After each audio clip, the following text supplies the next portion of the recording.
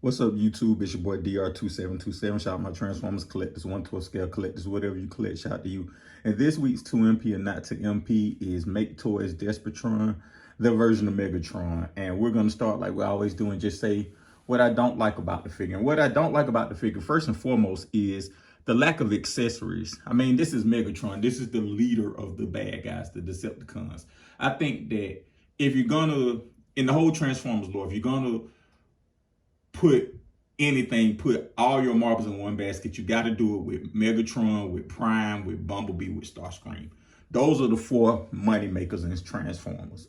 So I think that whenever you release, and DX9 had this problem too, but we're specifically talking about kind of Maketoys, right? But whenever you release a Megatron, he should be, all the bells and whistles should be there. Like, you should roll out the red carpet for that type of release. And he just came with an axe, the little energon maze from the first or second episode, I forget which one it is, and a couple of faces. And I think that for Megatron, that isn't enough. They should have did like x-transbots, like Takara, and basically gave stuff from the movie, especially from the movie, because it was such an iconic thing, like that gun from the movie. They could have did the little sword from the movie. They could have did like x-transbots and did the key to vet to sit and picked a couple of things from different episodes, maybe a Crim Zeke like MP did. But like, they should have done more than just the accessories it came with. That's my first problem. My second problem is that it is from a time that is, you know, where figures weren't fully painted, and Maketoys never fully paints figures. And this is one of those, I wish they would have fully painted this figure, because I think that it's a really well, you know, it's really well done in other ways, but it could present a whole lot better if they would have painted it all the way through.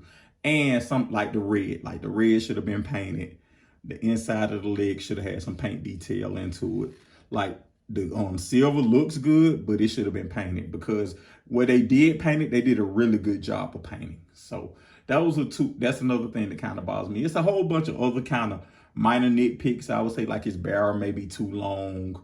Of course he's stylized. So I don't mention stuff that you can, I don't mention things when I say what I don't like about the figure, things that you can see on the figure. So like, if you get Maketoys Despetron, this figure, you know it's stylized. So I'm not gonna knock it for being stylized, because you see that when you buy the product, before you buy the product. But if some people who don't like the stylized look, I understand. It may not be for you. This isn't it. All you tune accurate guys, this isn't that. Stylized look doesn't bother me. I actually think he looks more menacing with it. I think they did a little bit too much with the things on the I don't know what these parts are called, but that little detail right there, I think that's a little too much. But by and large, I'm fine with the detail. I thought this part would bother me much more.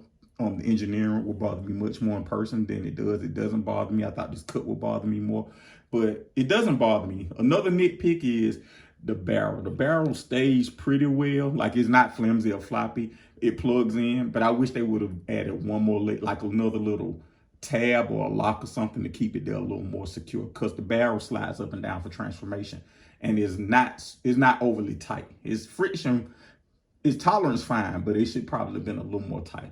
So those are the things I don't like about it. What I do like about it is, first and foremost, this is the best. I've had all 4 Megatrons. I've had x-transbots, DX9, and the official. They all have pros and cons, but I would say overall, this is the best overall Megatron. And let me know in the comments if you guys want me to just do a quick video where I rank each one of those and tell you what the pros and cons of each one, in my opinion. I'll do that. Let me know in the comments.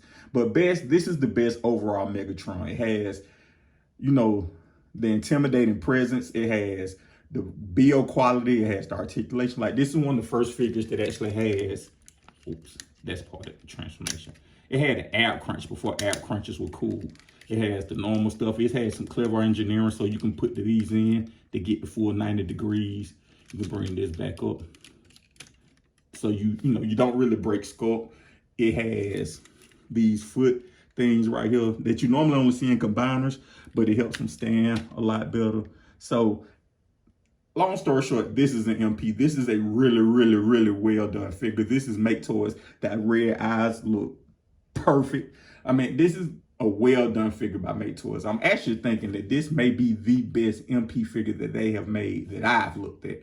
I have to go back and reevaluate. But I'm pretty sure if it's not the best, it's the second best figure. So in a lot of ways, they put their foot into it. What they made, they just should have gave you more accessories. But this figure is truly an MP, the best Megatron, official or third party MP option on the market, in my opinion. So if you get a chance and you want the best, what I feel the best Megatron is this guy.